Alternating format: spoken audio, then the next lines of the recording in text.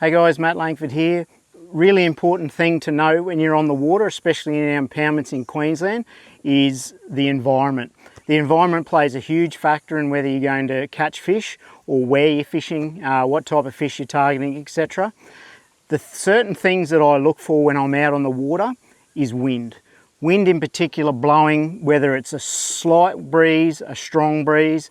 As long as I've got wind, I'm happy. A lot of people think that wind doesn't really play a part, but it does. What wind does is creates current or water movement, breaks up the water surface and gets those fish active and moving.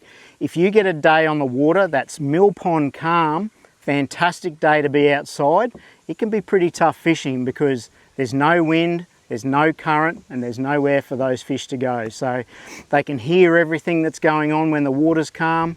But always look for certain types of wind, whether it's a strong breeze or a slight breeze. Have a look around on your sounder, and generally when that wind is blowing, you're going to find yourself a better bite.